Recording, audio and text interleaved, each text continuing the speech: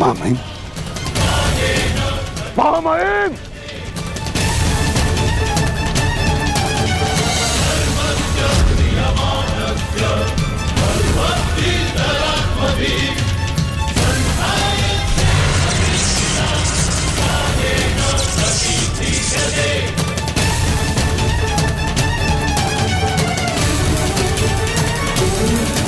महामहिम, आप ठीक तो है? महामहिम के शिविर में अग्नि लगाने का दुस्साहस किसने किया? उत्तर दो। एक विश्वासघाती को यही दंड मिलना चाहिए, यही।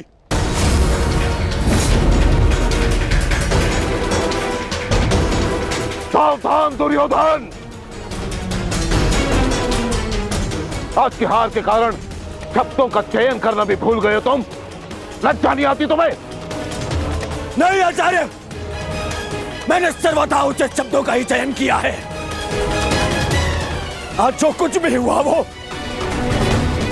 इनके कारण हुआ है। इनके पांडवों के प्रति प्रेम भाव के कारण ही आज वृषसेन वीर गति को प्राप्त हो गया।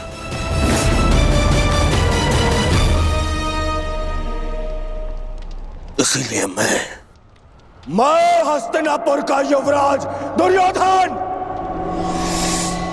आज अभी और इसी क्षण से आपको कौरव सेना के सेनापतित्व से मुक्त करता हूं। जाइए, चले जाइए वापस हस्तिनापुर और जाकर विश्राम करिए वहां।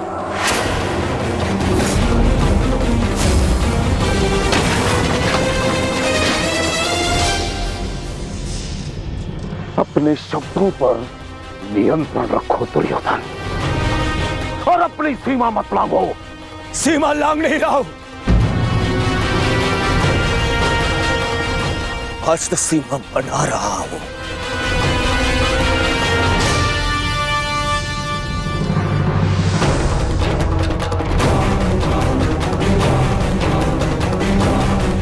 इस समय मैं ऐसे व्यक्ति के सामने खड़ा हूं जो हमसे अधिक हमारे शत्रुओं के पक्ष में है, जिनके मौन रहने के कारण ही मेरे मित्र ने अपना पुत्र और मैंने अपना रक्षक खो दिया। हस्तिनापुर के युवराज की सांसें चलती रहे तो उसने अपनी सांसें खो दी। वृषसेन की मृत्यु का दुख जितना तुम्हें है उतना हमें है, हम सबको है। पर इसका अर्थ ये नहीं कि तुम महामहिम के साथ दुर्व्यवहार करो, जो मैं तुम्हें कदापि करने नहीं दूंगा। बस गुरुदेव, यदि आप भी पितामह के साथ विदा लेना चाहते हैं तो आप भी जा सकते हैं। आपको ससम्मान विदा करेगा यह दुर्योधन।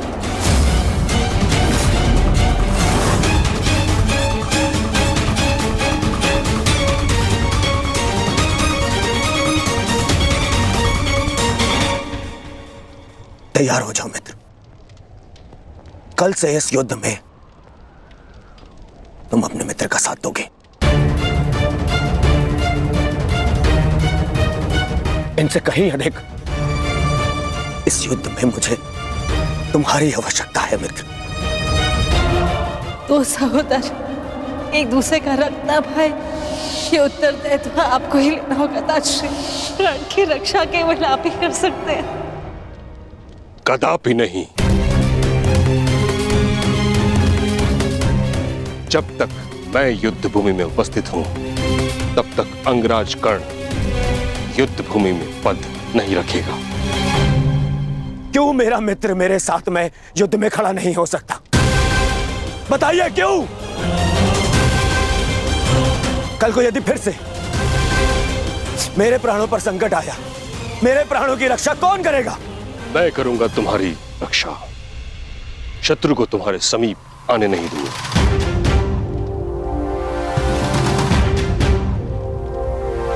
कल सूर्य की पहली किरण के साथ तुम ही नहीं अपितु समस्त पांडव भीष्म पितामह का वह रूप देखेंगे जिसकी किसी ने कल्पना भी नहीं की हो।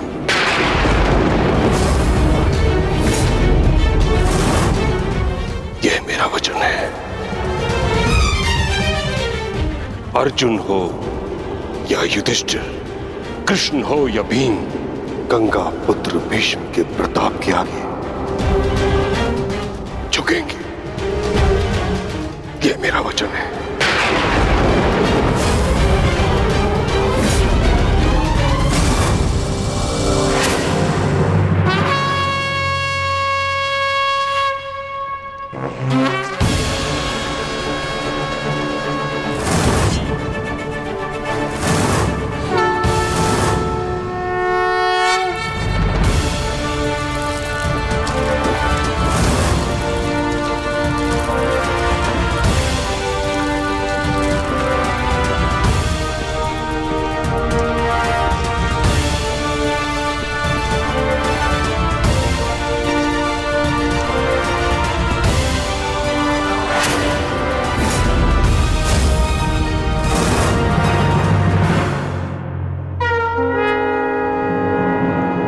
युद्ध का चौथा दिन।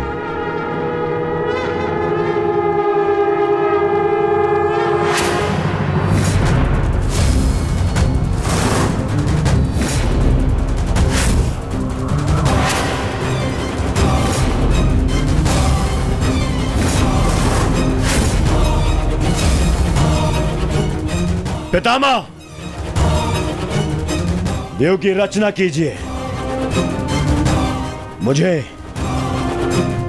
अपने प्राण का विश्वास दिलाइए पितामह। बस दुर्योधन, अन्य कोई व्यूह नहीं। चलो सारथी।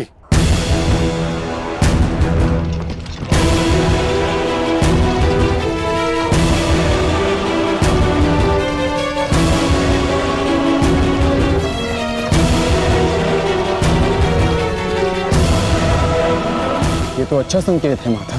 प्रतीत होता है कि पितामह इस नरसंहार को समाप्त करना चाहते हैं, इस युद्ध पर विराम चाहते हैं। गंगा पुत्र इस महायुद्ध पर विराम अवश्य लगाना चाहते हैं, परंतु अपने सभी शत्रुओं का अंत करने के पश्चात।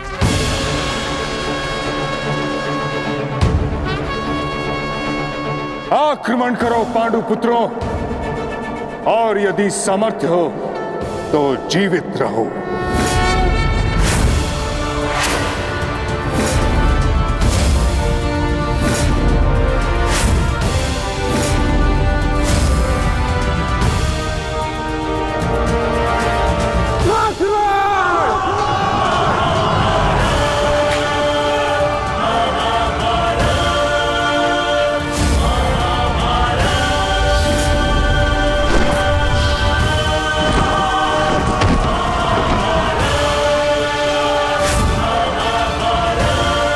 ये क्या कर रहे पितामह? कभी कभी कर्तव्य की चेतना आकांक्षाओं के स्वप्न पर हावी हो जाती।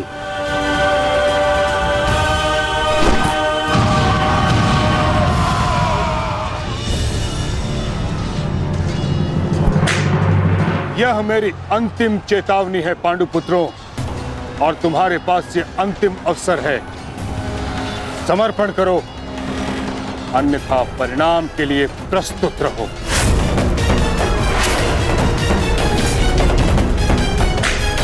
यदि समर्पण नहीं किया तो ऐसा संहार देखने को मिलेगा कि जिसकी आशा भी नहीं की होगी तुमने।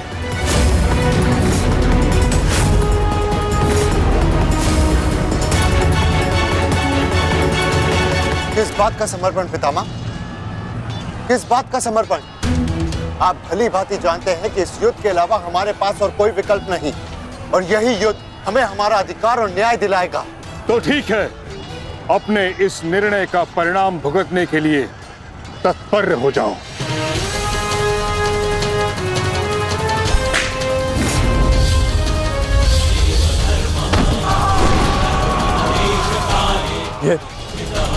ये पितामह क्या कर रहे हैं? हमारे सैन्य बल का क्रूरता से अंत कर रहे हैं। अर्जुन, तुम्हें पितामह को रोकना होगा, क्योंकि हम सभी में केवल और केवल तुम ही इसमें सक्षम हो।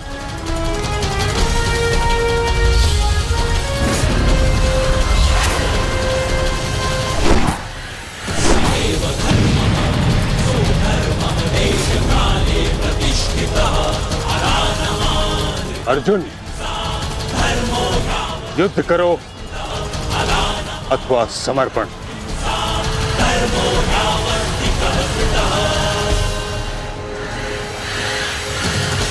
तुम्हारे मौन ने मुझे उत्तर दे दिया।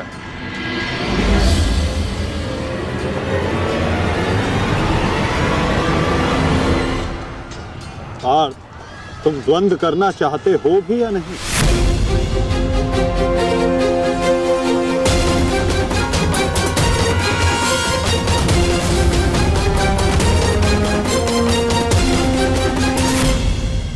तुम्हारे मौन ने मुझे उत्तर दे दिया। उचित होगा पितामह कि आप अपनी ओर से कौरवों को भी आक्रमण करने की अनुमति दीजिए, क्योंकि आप तो मेरे साथ द्वंद्व में व्यस्त होने वाले हैं। मेरी ओर से लड़ रहे योद्धाओं का अपमान मत कीजिए पितामह। ठीक है अर्जुन,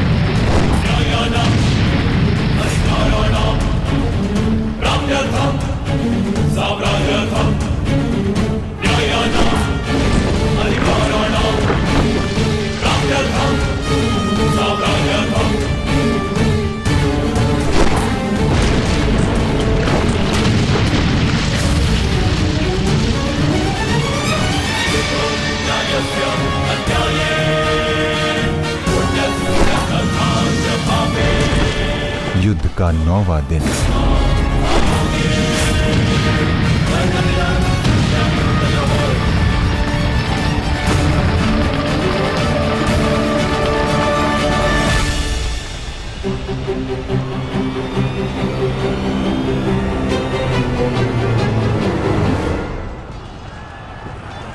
माधव, ये पितामह तो भ्राता युधिष्ठिर की ओर अपना रथ लेकर जा रहे हैं। भ्राता युधिष्ठिर संकट में है माधव, हमें शीघ्र कुछ करना होगा।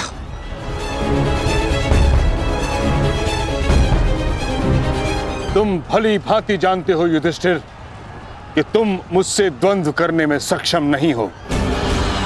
इस कारणवश अपने सैनिकों की आहुति देना बंद करो, समर्पण कर दो।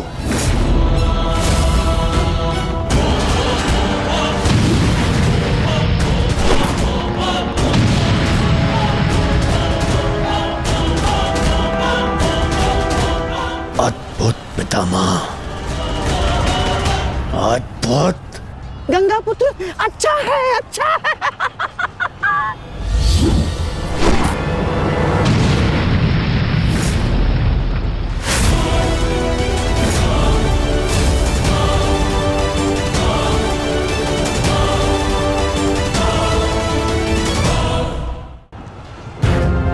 मेरे मार्ग से हट जाओ।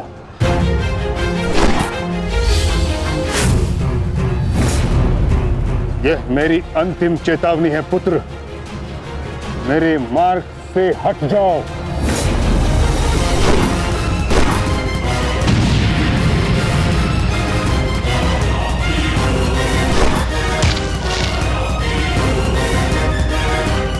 समर्पण करो।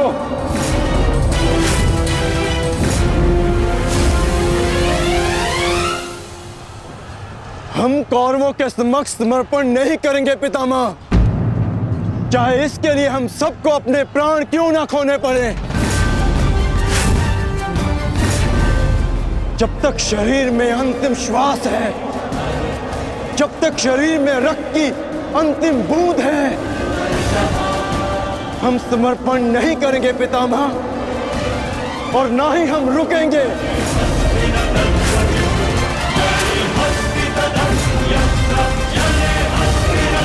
ठीक है अर्जुन, यदि तुम्हारा निर्णय यही है तो मेरा उत्तर भी जान लो।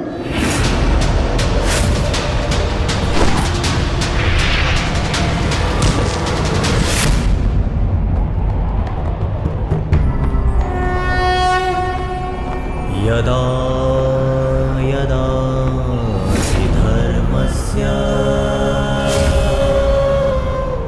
गंगापुत्र, गंगापुत्र,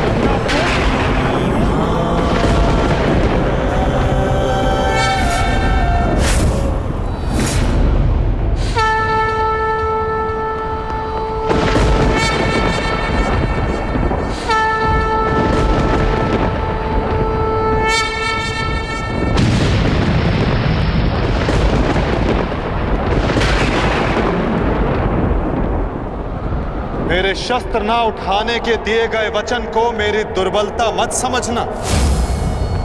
स्मरण रखिए कि समय के साथ वचन के अर्थ का उत्थान ना होना धर्म नहीं, अधर्म होता है।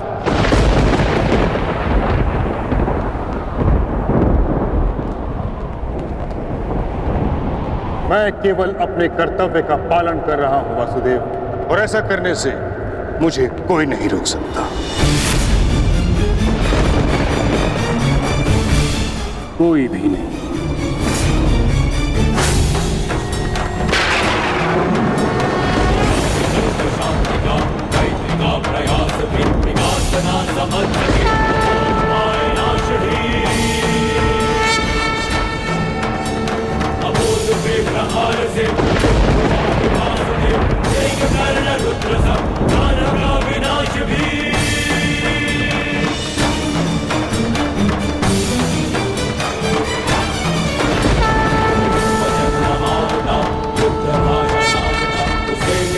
युद्ध भी, दंड भी, प्रहार भी, कटेगा पाप का, नाश होगा नीच का, दमन करेंगे वासुदेव उसका अहंकार भी। चक्र के प्रहार से अग्नि कृष्ण की करेगी पाप का दलन। पाप से गति डरा ताहि मां पुकार थी, ईश द्वार का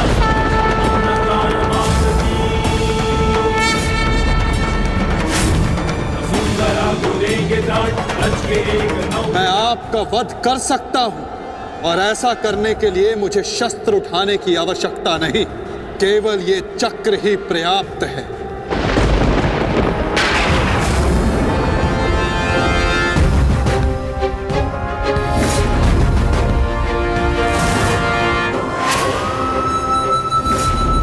गंगापुत्र देवव्रत, मैं इस समय ना मनुष्य वासुदेव हूं, ना ही मैं यदुवंशी कृष्ण हूं, मैं इस समय केवल गुरु श्रेष्ठ हूं। मैं ही सत्य हूं, मैं ही ज्ञान और मैं ही न्याय हूं गंगापुत्र। इस महायुद्ध का आवाहन और इस युद्ध में आपकी उपस्थिति मेरे निर्णय से है गंगापुत्र।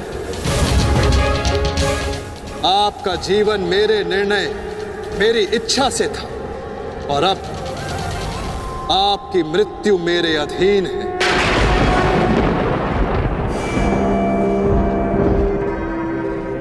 मैं पर ब्रह्म हूं, जिस पर कोई बंधन नहीं गंगा पुत्र, ना ही युद्ध के नियमों का और ना ही किसी प्रकार के वचनों का।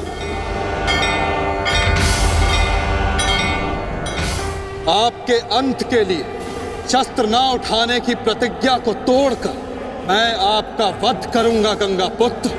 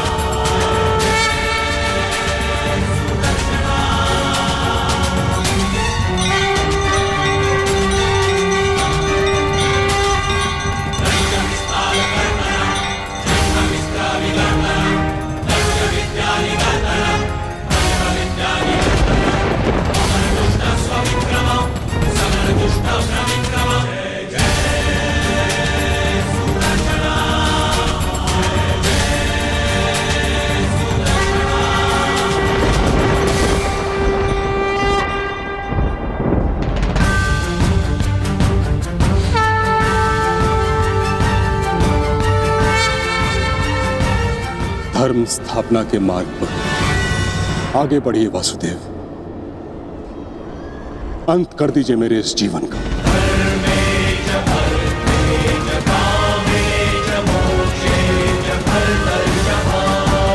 मैं स्वयं को आपको समर्पित करता हूं।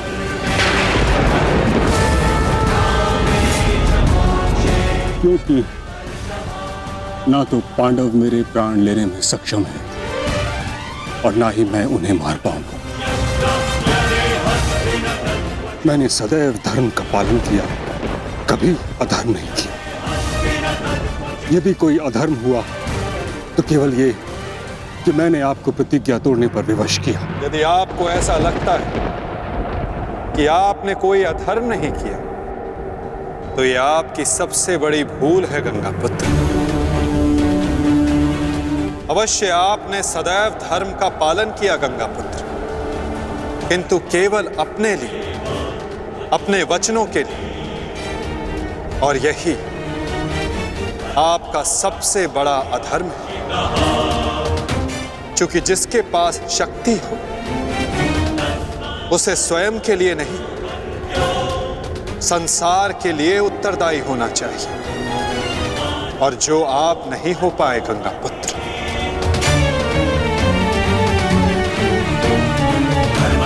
और आपका तथाकथित धर्म ही आपका अज्ञान, आपका सबसे बड़ा शत्रु और अधर्म बन गया।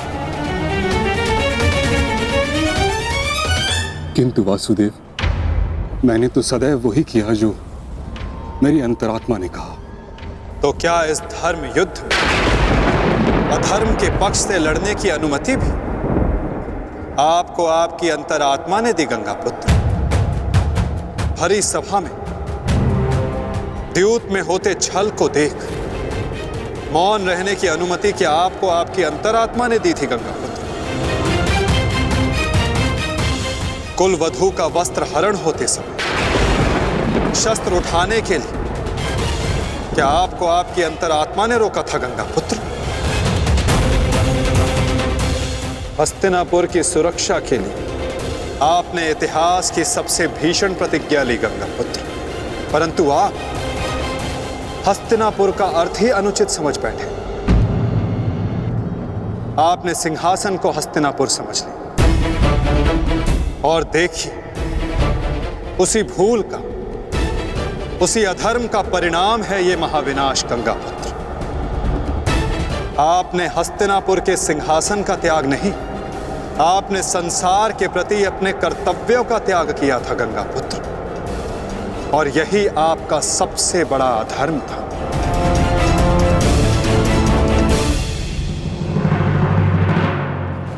परिवर्तन ही संसार का नियम है गंगा पुत्र, और संसार के कल्याण और उत्थान के लिए ऋतुएं भी स्वयं को परिवर्तित करती हैं।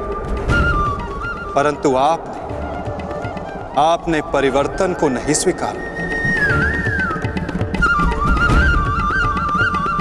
जो स्थिर हो जाए वो मनुष्य नहीं, पाषाण है। और जो अपने विचार को कभी बदले नहीं, वो मानवता का शमशान है गंगा पुत्र।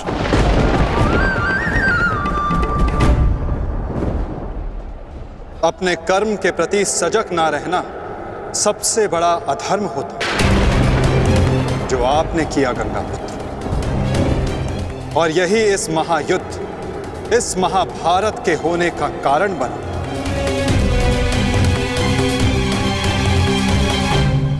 प्रभु, मेरा मार्ग दर्शन कीजिए।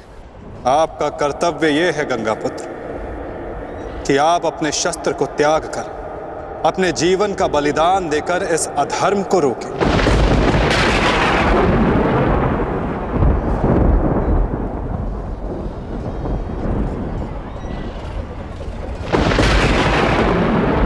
ठीक कहा वासुदेव।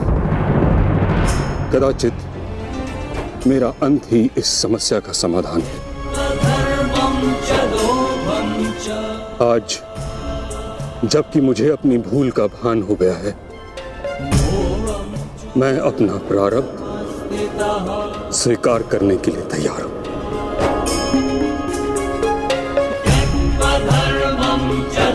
चक्र का संधान कीजिए वासुदेव,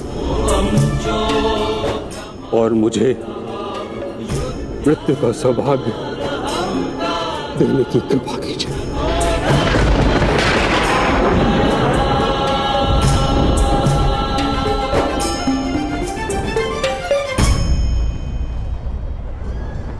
ठीक है, यदि आपकी इच्छा ये मृत्यु पाने की है, तो मैं अपनी प्रतिज्ञा को तोड़कर तुम्हें मुक्त करता हूं गंगा पुत्र।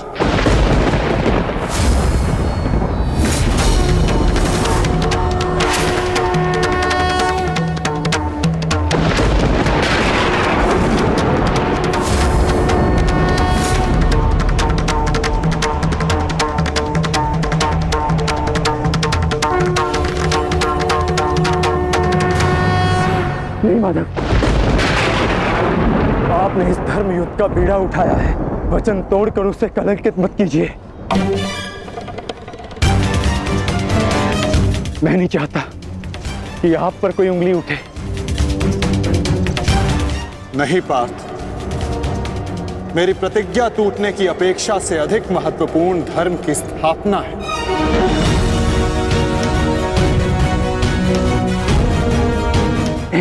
नहीं माधव, नहीं। आपने ही भारभृग को धीर गति दी है माधव, ताकि इस युद्ध से जुड़ी प्रतिज्ञाएं, वचन और प्रारब्ध भंग ना हो सके। तो क्या आप स्वयं इसे तोड़ देंगे?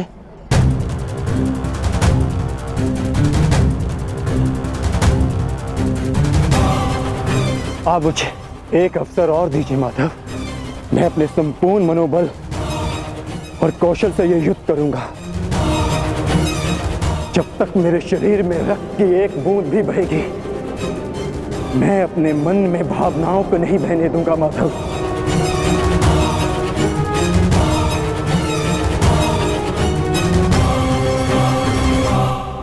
मैं पितामह का अंत करूंगा, अंत करूंगा, अंत करूंगा, अंत करूंगा।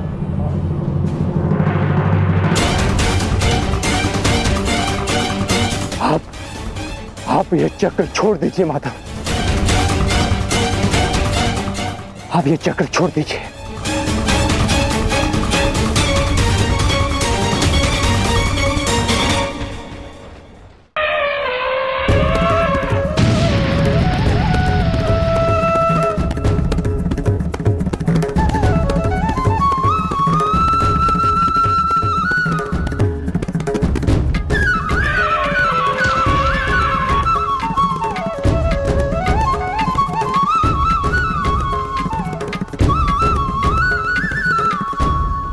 उठो पार्थ।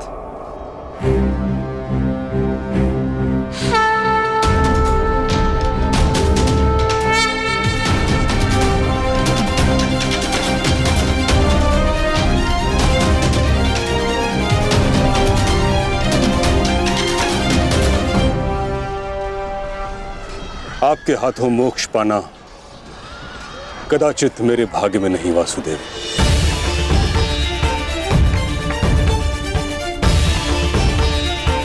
नहीं गंगा पुत्र, आपका वध करना मेरा प्रारब्ध ही नहीं था, अर्जुन का प्रारब्ध है। और मैंने ये चक्र संधान केवल इसलिए किया ताकि मैं अर्जुन को दिखा सकूं कि आपका भी वध करना असंभव नहीं।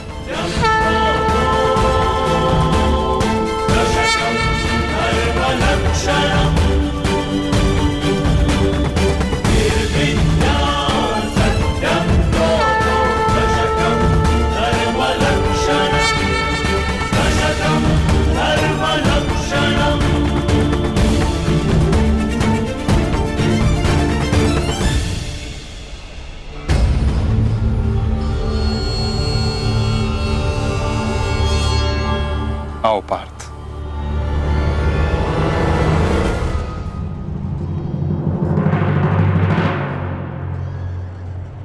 पुत्र अर्जुन, युद्ध आरंभ करें। मैं सज्ज हूं पितामह।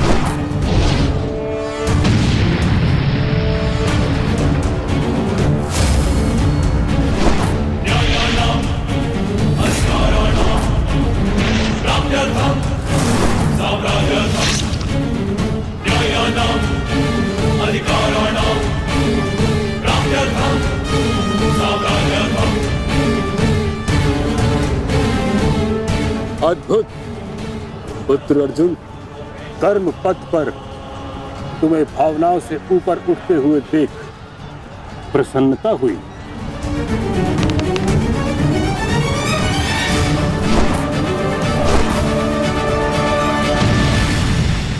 जब तक महामहिम के हाथ में शस्त्र हैं,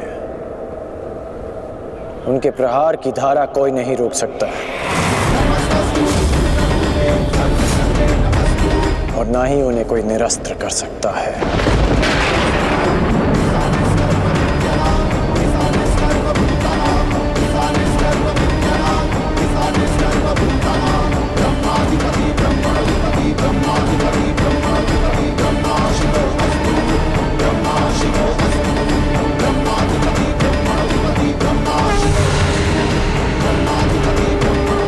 तुम्हारी तपस्या सफल हो गई बालिका।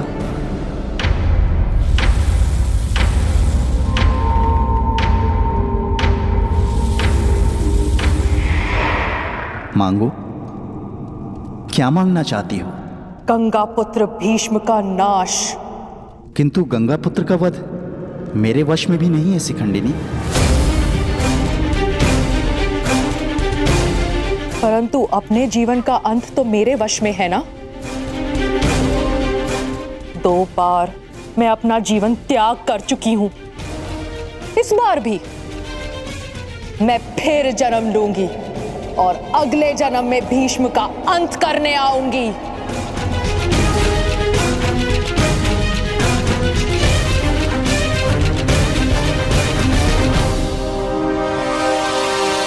रुको बालिका,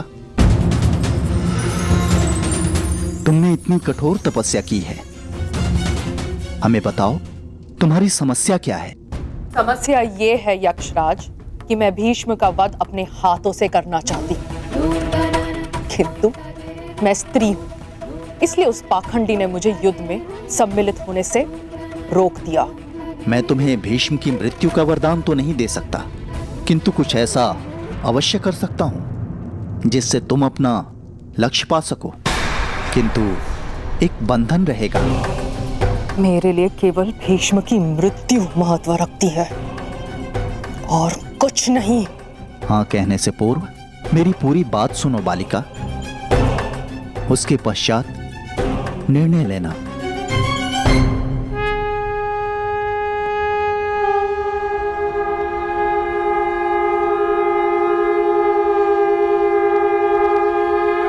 पुत्र अर्जुन, आज तुम कुशलता पूर्वक लड़े, परंतु मेरे वध के लिए यह पर्याप्त नहीं। हाँ, क्योंकि महामहिम के पास तुम सब के नाश के लिए पर्याप्त अस्त्र है धनुर्धारी अर्जुन।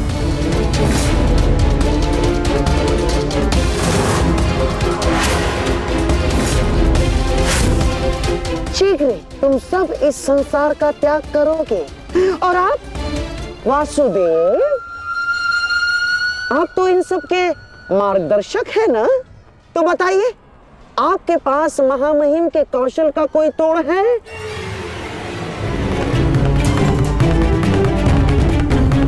केशव,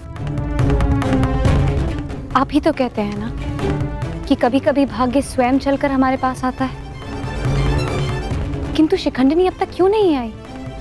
उसे इतना समय क्यों लग रहा है केशव?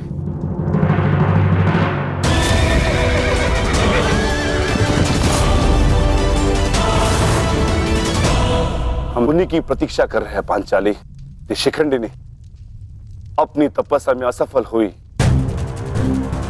तो पितामह हमारी सेना का अंत कर देंगे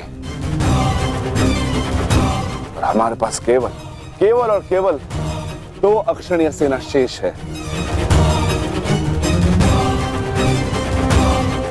अरे तो क्या करें? कुछ तो करना ही होगा, अन्यथा हम इस युद्ध में पराजित हो जाएंगे।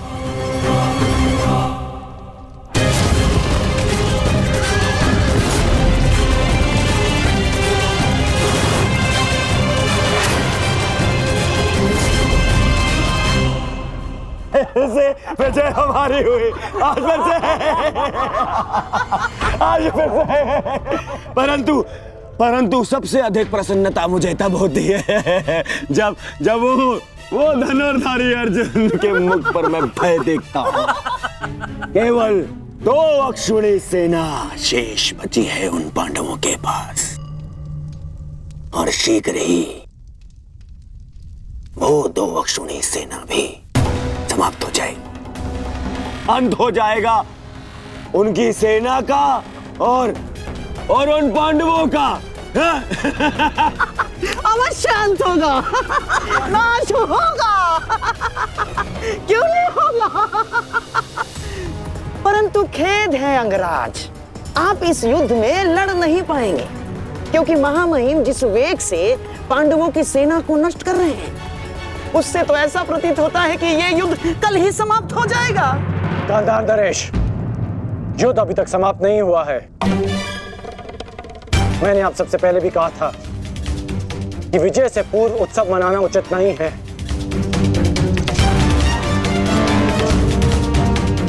हो सकता है कि कल पांडवों को महामहिम के प्रहार की ढाल मिल जाए।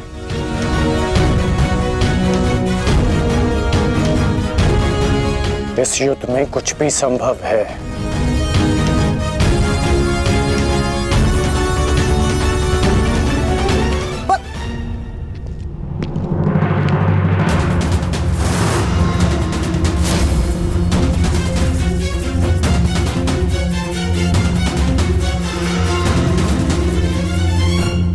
कौन हो तुम?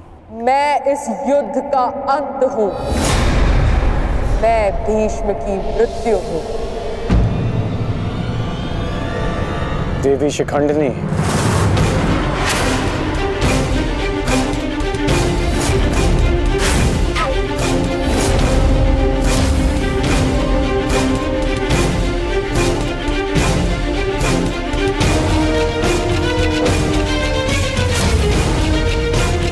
देवी देवी नहीं देव, स्त्री नहीं पुरुष, शिखंडनी नहीं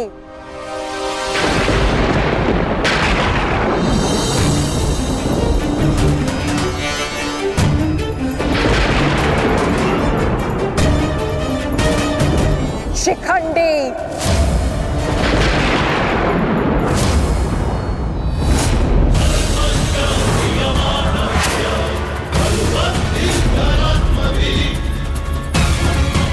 ये मैं हूं और कल मेरे उस वचन की पूर्ति होगी जो मैंने पांचाल युद्ध में तुम्हें दिया था अंगराज। एक दिन ऐसा आएगा अंगराज जब भीष्म मेरे सामने खड़ा होगा और वहां ना तुम उसकी रक्षा कर सकोगे ना तुम्हारा ब्रह्मास्त्र।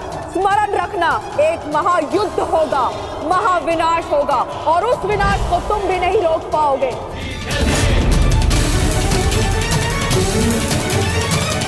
बधाई हो, कल से तुम इस युद्ध में प्रवेश करोगे। कल कुरुक्षेत्र एक योद्धा को विदा करेगा और दूसरे योद्धा का स्वागत।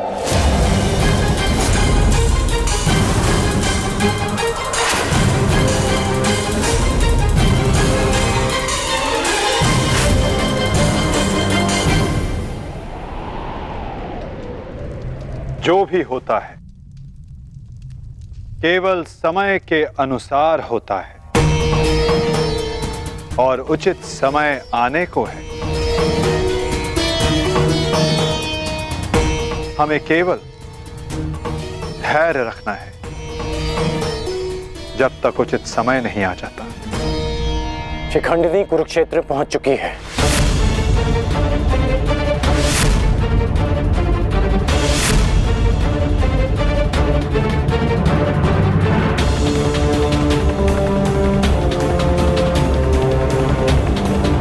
शिखंडिनी के आगमन में आपकी संभावित मृत्यु छिपी है, फिर भी आप मुस्कुरा रहे हैं।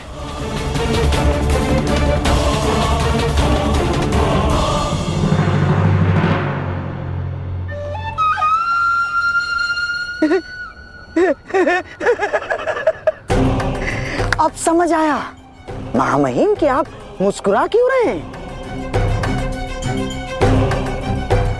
युद्ध के नियमानुसार शिखंडिनी युद्ध में भाग ले ही नहीं सकती क्योंकि वो एक स्त्री है।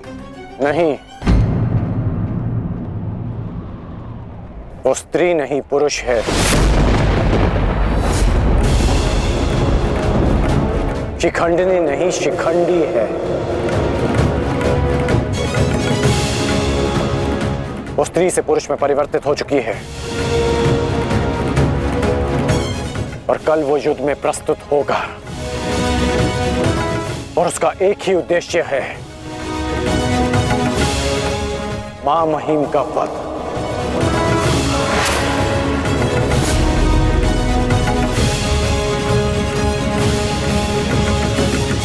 हाँ, एक स्त्री अपने प्रतिशोध की आग के चलते पुरुष बन गई। अद्भुत। भला यह कैसे संभव हुआ? कैसे हुआ वो छोड़िए मामाश्री, अब ये बताइए कि करना क्या है।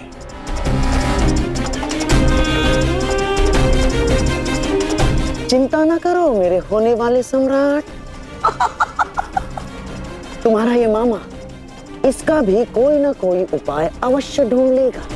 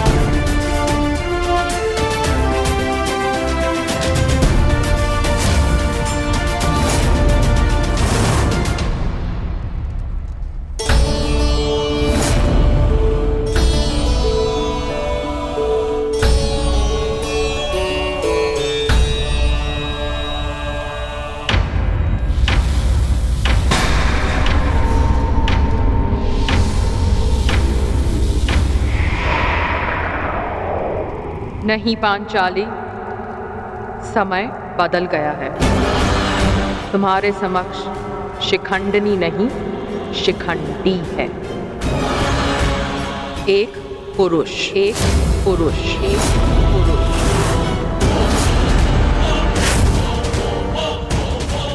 और तुम्हें पर पुरुष का स्पर्श करने की अनुमति नहीं है।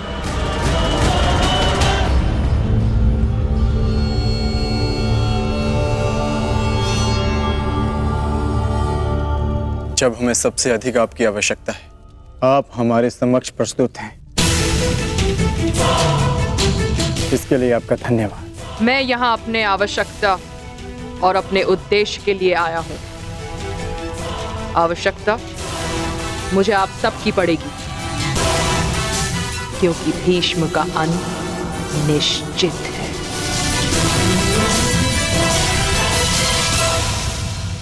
ये मेरा वचन है, हम आपका पूर्ण रूप से समर्थन करेंगे, फिर चाहे कुछ भी हो जाए। युद्ध भूमि में हम आपके साथ खड़े रहेंगे और अंत तक युद्ध करेंगे। हमें ये कार्य कल ही संपन्न करना होगा, क्योंकि मेरे पास मेरे जीवन का लक्ष्य पूर्ण करने के लिए केवल एक ही दिन है।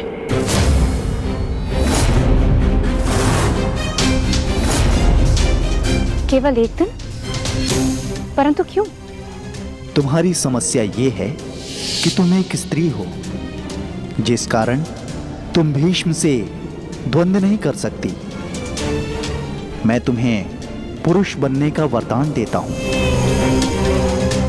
ताकि तुम भीष्म को परास्त कर सको। किंतु स्मरण रहे कि ये वरदान केवल 8 प्रहर अर्थात एक दिन के लिए रहेगा। हमारे शत्रुओं को इसका भान नहीं होना चाहिए कि शिखंडिनी केवल एक दिन के लिए पुरुष है।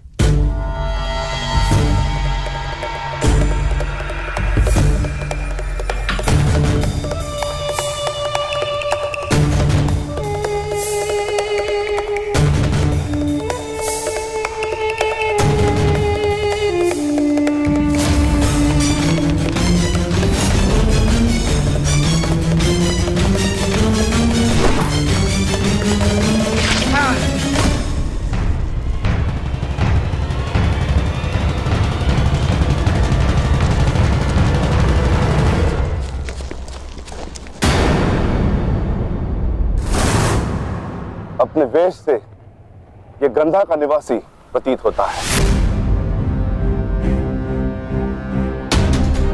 अर्थात ये मामा शकुनी का गुप्तचर था। सौभाग्य यह कि यहां से जीवित नहीं जा सका। किंतु इस गुप्तचर का संदेश शत्रु तक पहुंच चुका है पार्थ।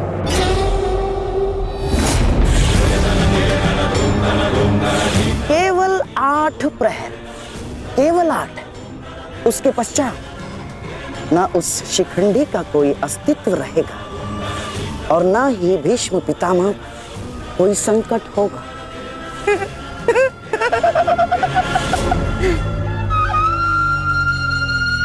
क्या होगा यदि तुम्हारे पितामह कल युद्ध भूमि में प्रस्तुत ही ना हो तो?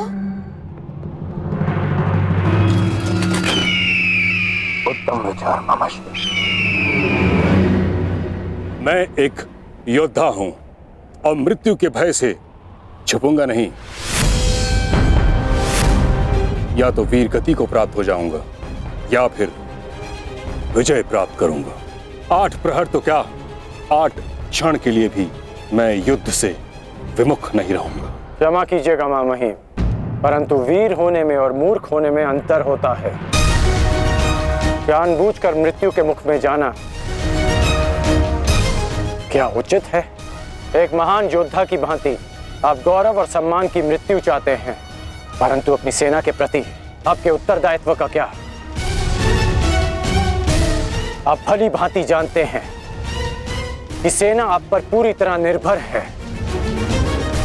फिर भी मामही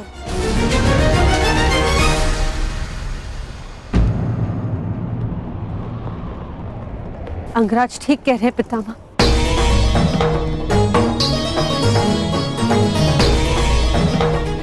के और हस्तिनापुर के हित में यही श्रेष्ठ होगा।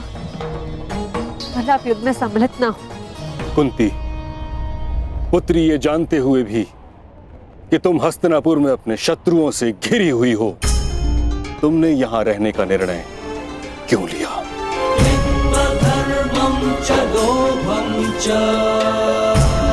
क्योंकि हम सब कर्तव्यबद्ध हैं। मैं भी अपने कर्तव्य का पालन कर रहा हूं। यह मेरा अंतिम निर्णय है और मुझे ऐसा करने से कोई नहीं रोक सकता।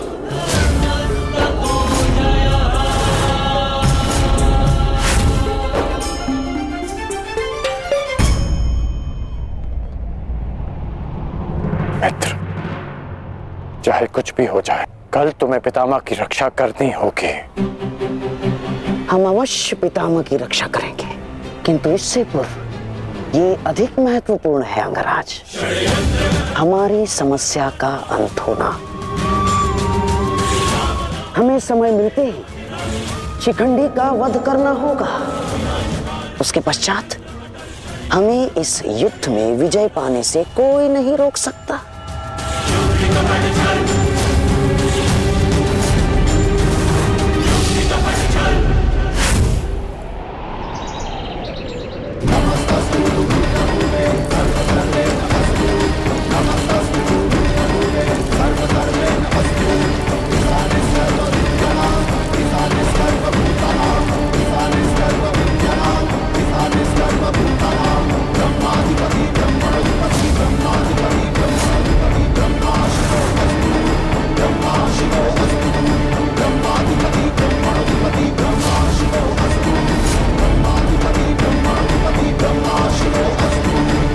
मां महिम, गंगा पुत्र, आप ऐसा क्यों कर रहे हैं? मैं केवल अपने धर्म का पालन कर रहा हूं। मैंने सदैव यही किया है। युद्ध भूमि में पूर्ण सहयोग दूंगा और यदि इस युद्ध भूमि में मेरा अंत हो गया तो मुझे इस बात का गर्व होगा कि एक योद्धा का अंत रणभूमि में होगा। मैं आपसे विनती करता हूं, रुक जाइए। ऐसा मत कीजिए मां महिम, आप इसका परिणाम जानते हैं। रुक जाइए मां महिम।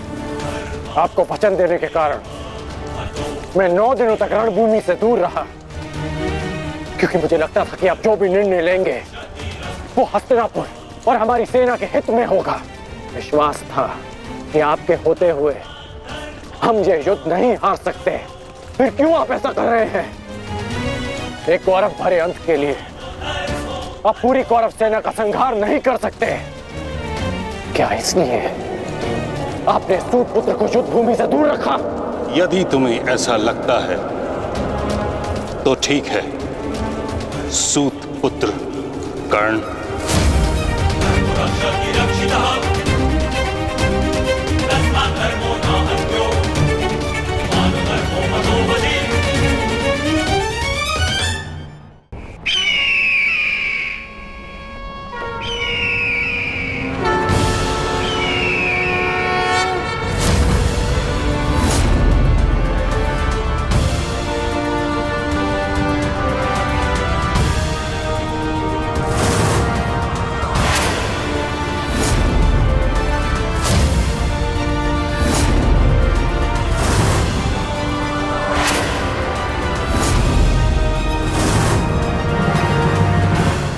दुर्योधन, स्मरण रहे, आज हमारा केवल एक ही उद्देश्य है, महामहिम की रक्षा, और उसके लिए आवश्यक है शिखंडी का अंत।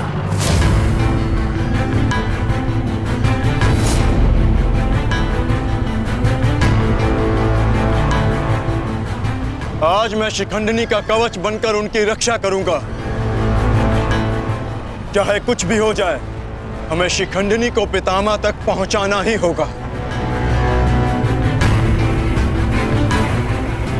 स्मरण रखना पार्थ, किसी के जीवन का उद्देश्य पूर्ण करने में उसकी सहायता करने से अधिक पुण्य और आनंद किसी और कार्य में नहीं आता। और मुझे पूर्ण विश्वास है कि तुम पूर्ण रूप से अपना कार्य पूरा करोगे पार्थ। आक्रमण! आक्रमण!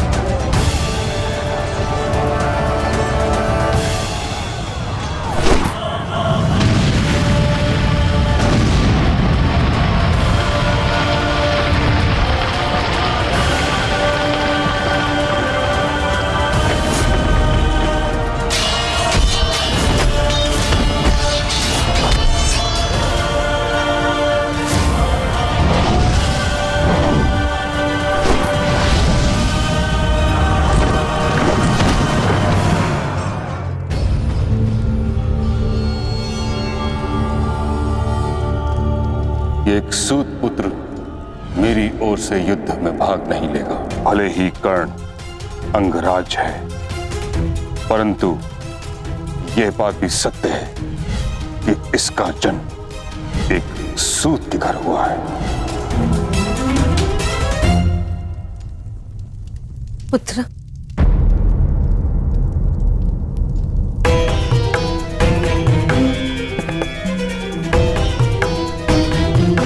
तुम यहाँ अंदर क्यों बैठे हो? क्योंकि अभी भी मैं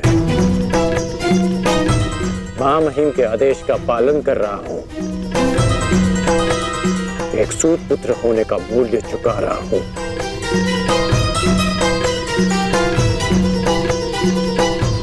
अर्थात तुम पितामह को अभी भी नहीं समझ पाए कर्णपुत्र। उन्होंने तुम्हें युद्ध में भाग लेने से इसलिए नहीं रोका क्योंकि तुम एक सूत पुत्र हो, इसलिए रोका क्योंकि वो जानते हैं कि तुम मेरे पुत्र हो।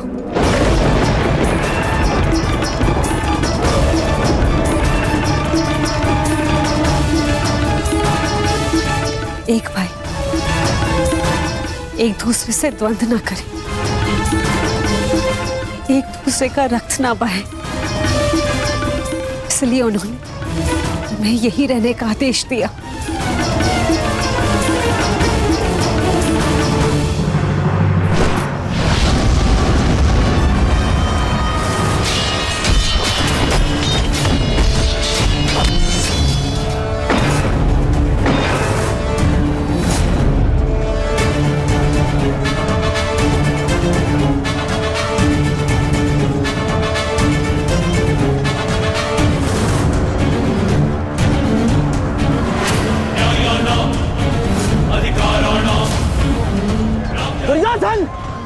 ये रहा हमारा आखेट।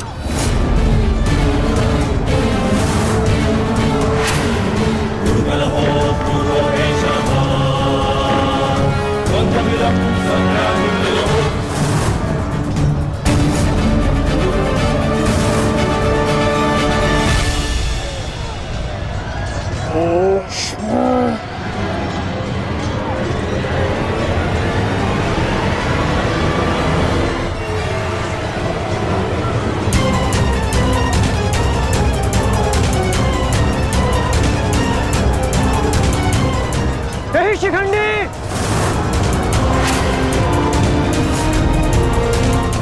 शिखंडी रुक जाओ।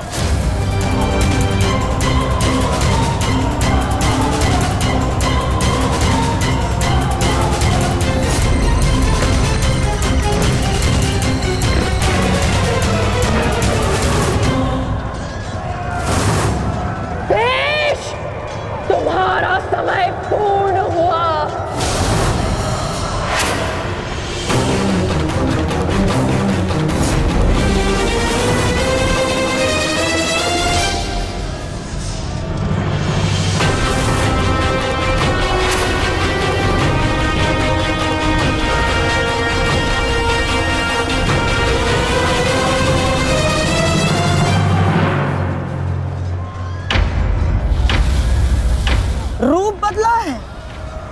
परंतु युद्ध कौशल का स्वरूप नहीं बदला तुम्हारा।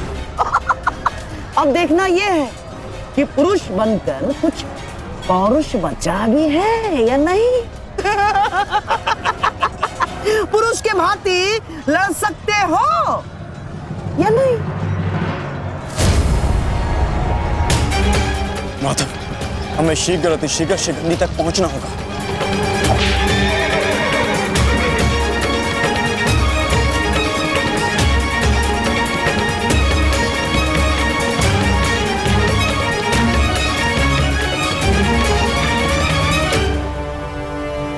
इस समय युद्ध भूमि में क्या हो रहा है संजय? क्या शिखंडी ताक्षरी तक पहुंच गया है? नहीं महाराज, वो अभी तक कौरव महारथियों के मध्य में फंसा हुआ है।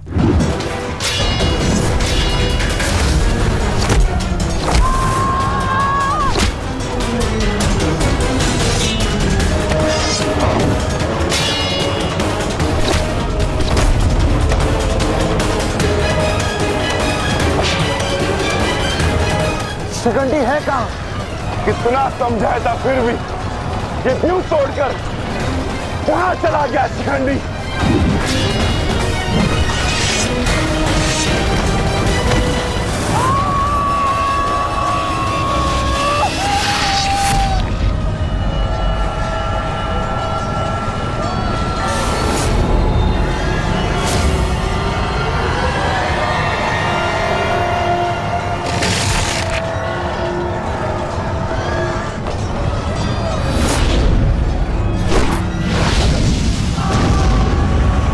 हमें शीघ्र अतिशीघ्र पितामह तक पहुंचना होगा।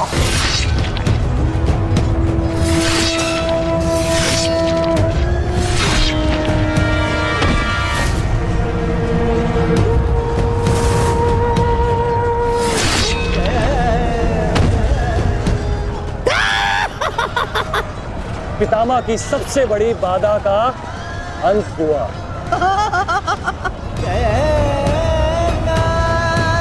शिखंडी, अब तुम अपना उद्देश्य अगले जन्म में पूर्ण करना।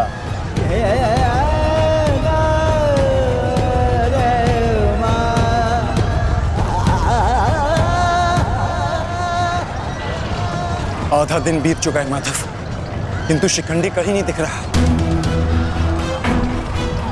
हम कौरवों के मध्य में खड़े हैं माधव, अब हम क्या करें?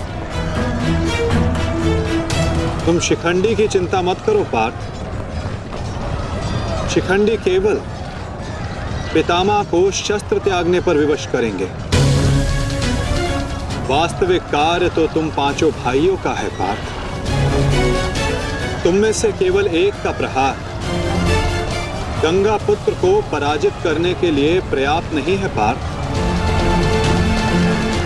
केवल तुम पांचों के सम्मिलित प्रहार से गंगा पुत्र को पराजित किया जा सकता है।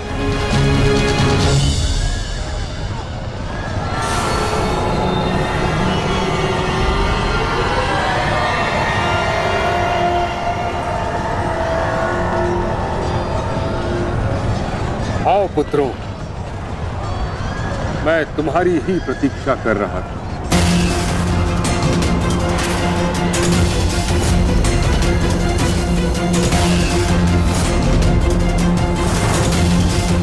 मेरा सम्मान करते हो, परंतु शत्रु पर प्रहार करना तुम्हारा कर्तव्य है, ये मत भूलना। मैं तुम सबको द्वंद्व की चुनौती देता हूं।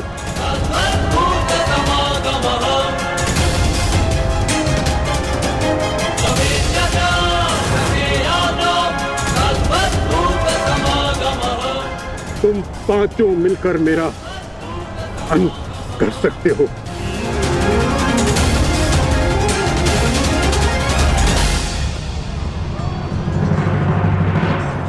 उठाओ अपने शस्त्र पुत्रों और प्रहार करो।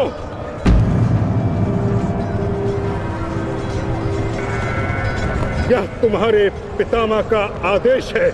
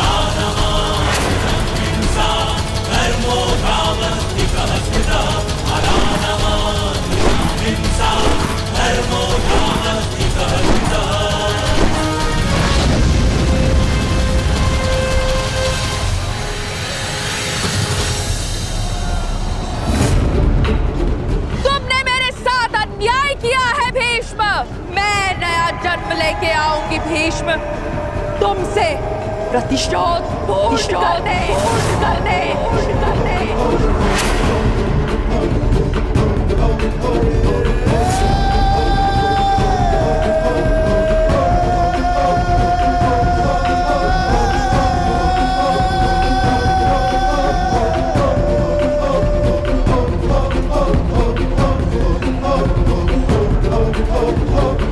भीष्म की मृत्यु से पहले मैं खुद की मृत्यु को हावी नहीं होने दे सकता। अपने जीवन का उद्देश्य पूर्ण करे बिना मैं इस दुनिया से नहीं जा सकता। भीष्म काल निश्चित है।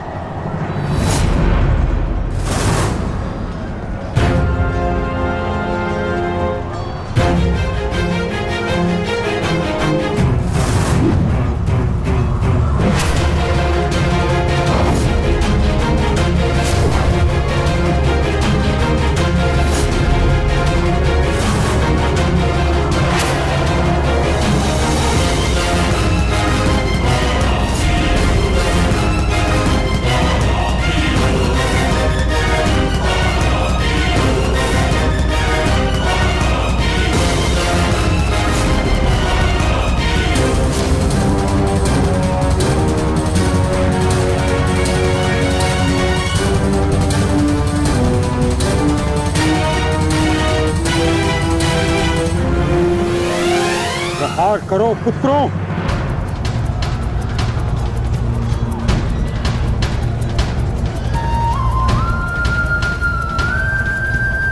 भीम पुत्र, मेरे साथ द्वंद्व करो। इसके बाद तुम्हें मुझसे द्वंद्व करने का अवसर नहीं मिलेगा।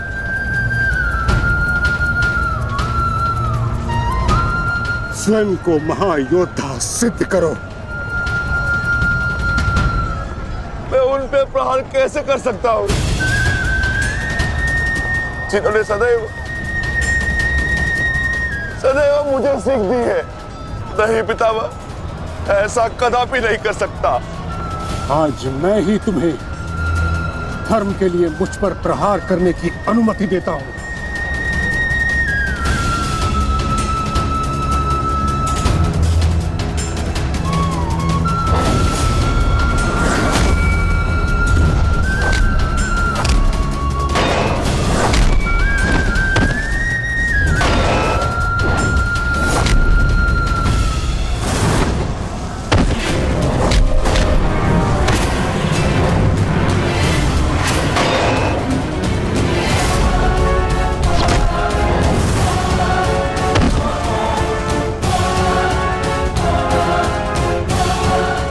प्रहार करो पुत्रों, हार मत मानो।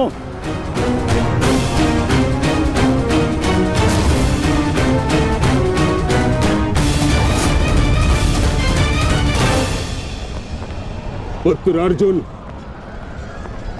अपना गांडीव उठाओ, प्रहार करो।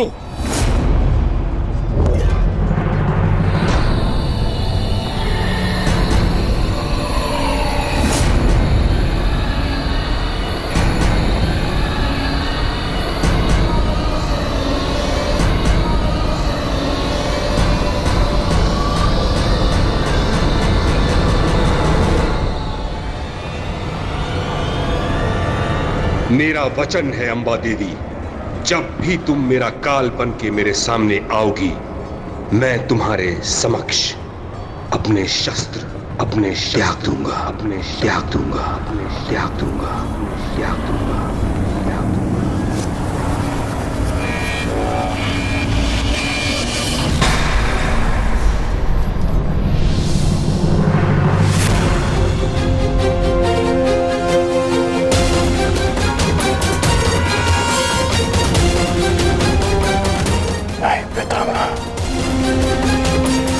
आप ऐसा नहीं कर सकते।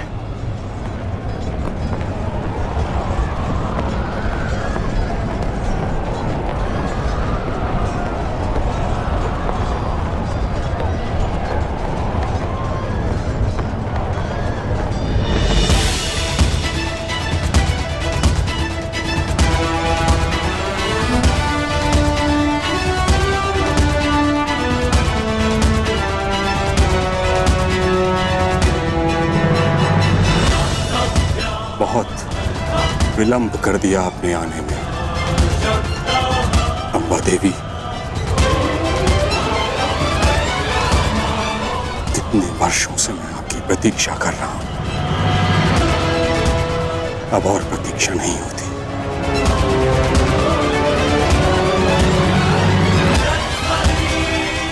मुक्त कर दीजिए मुझे इस जीवन से।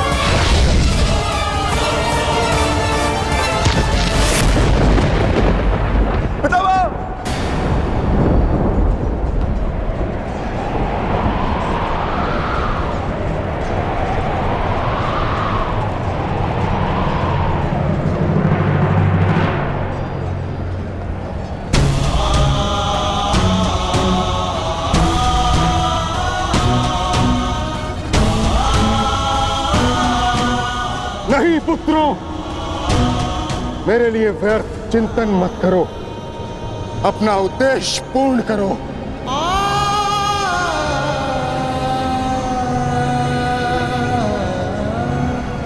कर्म करो, प्रहार करो।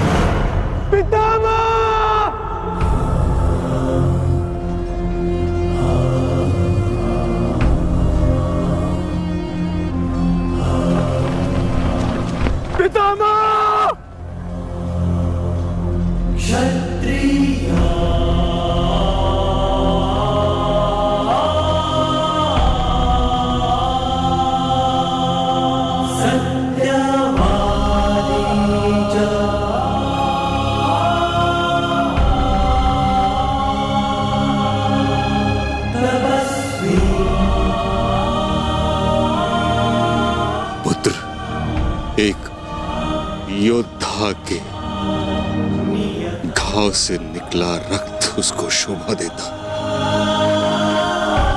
आंखों से अश्रु नहीं। सत्यवादी तपस्वी। क्यों एक योद्धा का ऐसा प्रारब्ध होता है पितामह? क्षत्रिय अपनी कोमल गोद की शैया में सुलाया, आज उन्हीं पितामह को मैंने शैया पर लेटा दिया। नियता व्रता। ये क्या अनर्थ कर दिया मैंने, ये क्या अनर्थ कर दिया मैंने।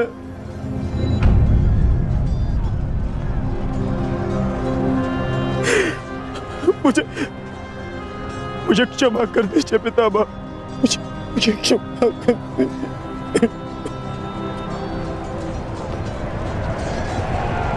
कर्तव्य पूर्ण करने पर आंखों में गर्व होना चाहिए पुत्र। होठों पर क्षमा नहीं। तुम सब भावनाओं के बंधन को तोड़ते हुए एक योद्धा का कर्तव्य पूर्ण किया है, और इसके लिए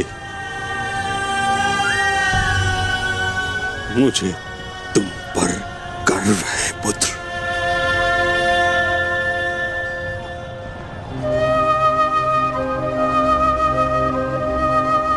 एक बात सदैव स्मरण रखना पुत्रों, परिस्थिति चाहे जो सदैव धर्म का साथ देना।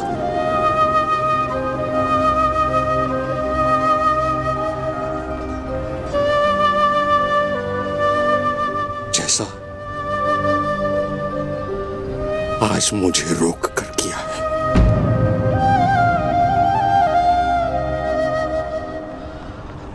मुझे अपनी भूल समझ आ गई है माधव। मैंने सदैव अपने वचन का पालन किया है, परंतु इसी कारण अधर्म के मार्ग पर चला।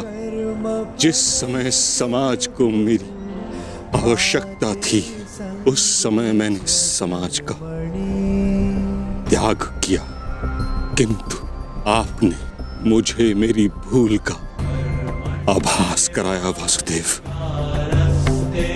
आज मुझे लगा हर बाण मेरे हर अधर्म का परिणाम है। आज मैं अपने सभी पापों से मुक्त हो रहा हूं।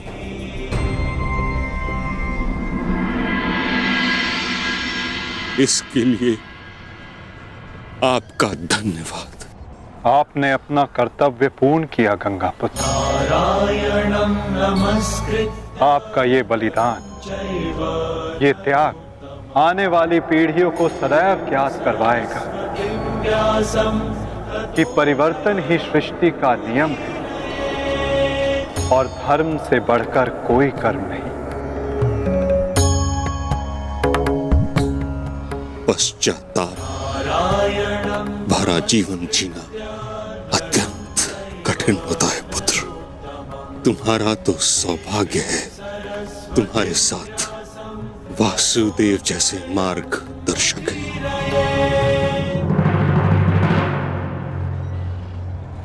युधिष्ठिर। जी पितामह। पुत्र, धर्म का पालन करते समय जीवन में कभी कभी कठिन निर्णय लेने पड़ते हैं। धर्म का मार्ग कठिन अवश्य है, परंतु इस पर चलने के पश्चात अंत समय में कभी पश्चाताप नहीं होता।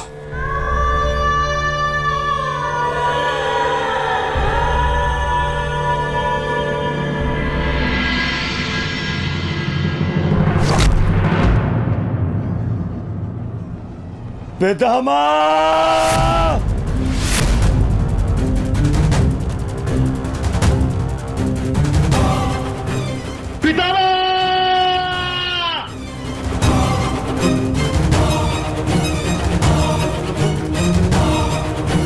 हट जाओ, हट जाओ, हट जाओ, हट जाओ।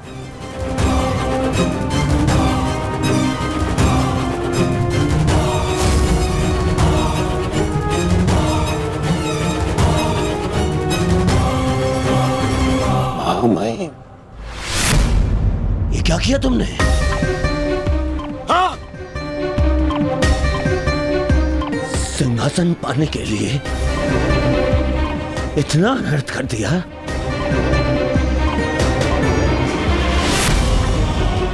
नहीं, मैं प्रतिकार लूंगा, अभी इसी क्षण प्रतिकार लूंगा। दुर्योधन, आज का युद्ध समाप्त हो चुका है। अर्जुन ने वही किया जो उसके स्थान पर तुम करते।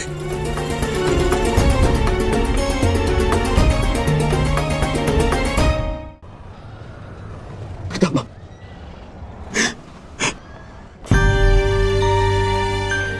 ये क्या हो गया पितामह? ये क्या हो गया?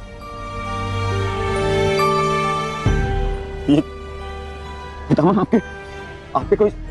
आपके सिर को कोई संभल नहीं है। आपको कष्ट हो रहा होगा ना? मैं अभी तकियों का प्रबंध करवाता हूं। अरे कोई दुर्योधन पुत्र, एक योद्धा के जीवन में भोग विलास का समय नहीं। जिसने शैया दी है वही मुझे तकिया भी प्रस्तुत करेगा। ऐसा संबल जो एक योद्धा के अनुकूल हो।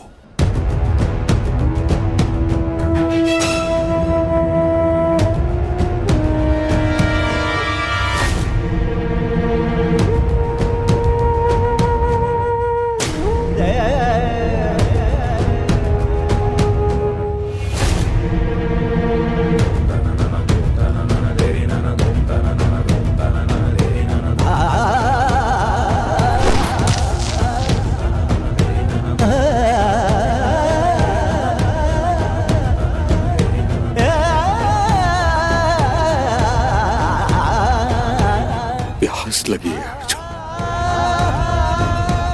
गंगा जल चाहिए।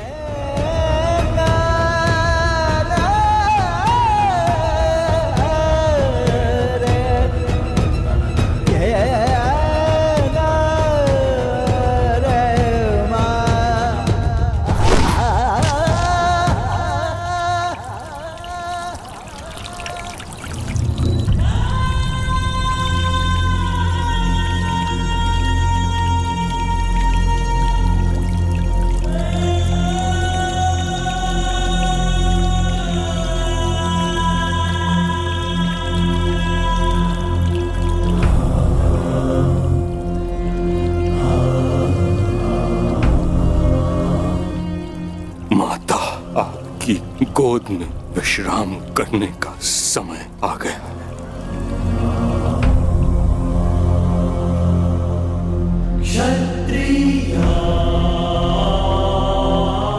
अब तुम्हें यहां से चले जाना चाहिए पुत्रों। यहां रहकर तुम मुझे इस दशा में अधिक समय तक देख नहीं पाओगे। विश्राम करो, कल युद्ध शेष है। आज तुमने अपना एक कर्तव्य पूर्ण किया पुत्रों। क्षत्रिय, किंतु अभी तुम्हारे अनेक कर्तव्य शेष हैं। नियताव्रता,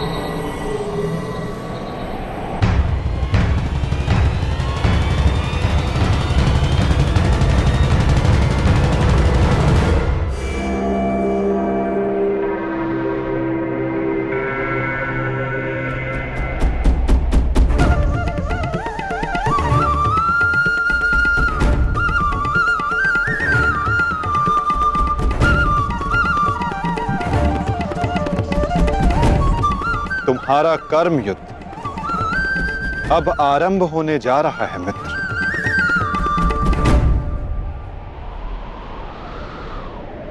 कल तुम युद्ध भूमि में प्रवेश करोगे, परंतु आज भी कोई कुरुक्षेत्र की युद्ध भूमि में है जो तुम्हारी प्रतीक्षा कर रहा है मित्र।